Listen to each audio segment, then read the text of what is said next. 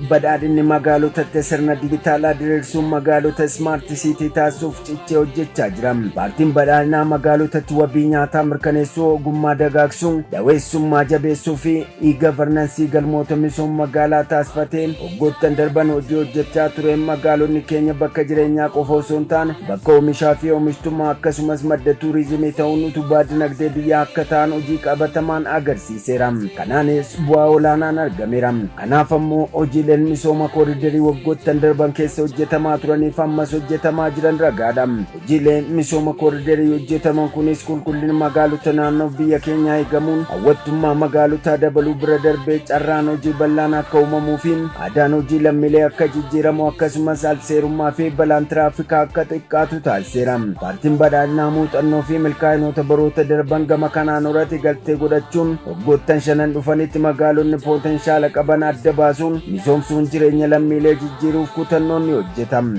Badhaadhinni qabeenyaa fi itti fayyadama haqa qabeessa lafa magaalaa fi fayyadamummaa haqa qabeessa jiraattota akka mirkaneessu gochuuf hojiin mirga qabiyyee lafaa mirkaneessuu cimsee itti fufama. Magaalaatti rakkoo dhiyeessii mana jireenyaa fooyyessuuf paartiin keenya misooma manneenii tumsa mootummaa, seektara dhuunfaa fi mootummaan ijaaraman cimsuu fi filannoowwan dhiyeessii manneen biroo bal'isuun rakkoo mana jireenyaa hiikuuf ni hojjetama. Magaalota haaraa giddugala dinagdee ta'an guddisuun misooma madaalawaa waan taane magaalotatti mul'atan sirreessuun dhiibbaa lakkoofsa uummataa guddaa magaalota gurguddoo irra jiruu fi dhiibbaa godaansa fayya dhabeessa gara magaalaatti taasifamu hir'isuuf hojii dandeessuu irratti bal'inaan waggoottan shanan dhufanitti xiyyeeffannoo kennee ni hojjetama. Paartiin badhaadhinaa hojiiwwan smart city uumuuf eegalame cimsuun magaalota istaandardii smart city guutuu danda'an uumuu kan dandeessu hojii dhaabbattummaa, seera misoomawwan bu'uuraa fi bulchiinsaa bal'inaan hojiirra oolchuun sirna kenniinsa tajaajila mana qopheessaa magaalaa si'ataa fi dhaqqabamaa taasisuu fi teknooloojiin deeggaruuf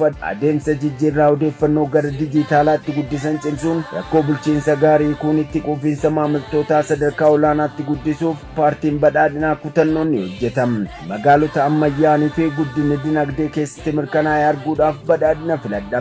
Mallattoon keenya bisii yookiin nadoo qamadiitiin.